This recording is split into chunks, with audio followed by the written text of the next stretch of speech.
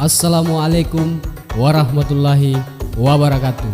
Saya atas nama Aziz Yama selaku konten kreator YouTube Indonesia mengucapkan selamat Hari Jadi Jeneponto yang ke-158. Semoga Kabupaten Jeneponto senantiasa dilindungi oleh Allah Subhanahu wa taala dari segala mara bahaya.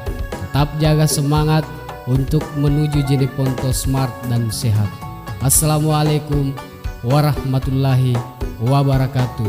Sebuah lagu persembahan spesial untuk Hari Jadi Jeneponto karya cipta Aziz Yama. Ini dia.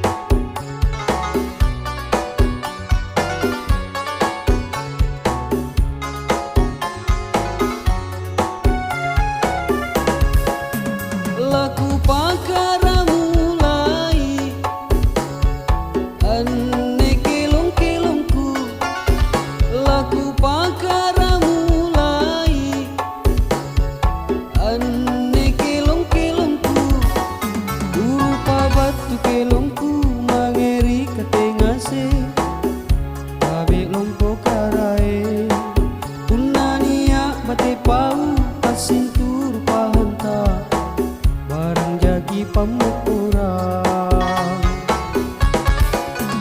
Jeneponto buta ada bori ni pangaliki Jeneponto buta ada bori ni pangaliki sahabatku pamarentana turut tu mabutana tu makan nasi kali tutu iri kana-kana lak bildri panggaukan iya kana iya gau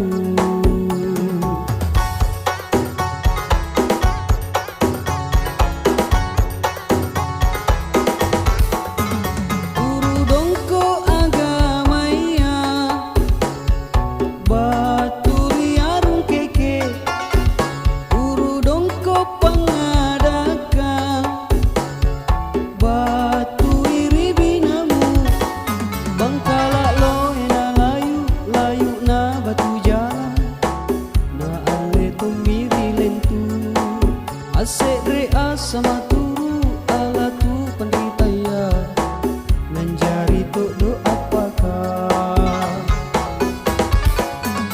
capak rate na taroa capak rawa bangkala biring raya narumbia biring laut kalumpang di tengah-tengah semi bulo-bulo lempanai menjeloi tuturuk nau asek remi pengadakan ngasih palele bicara gelar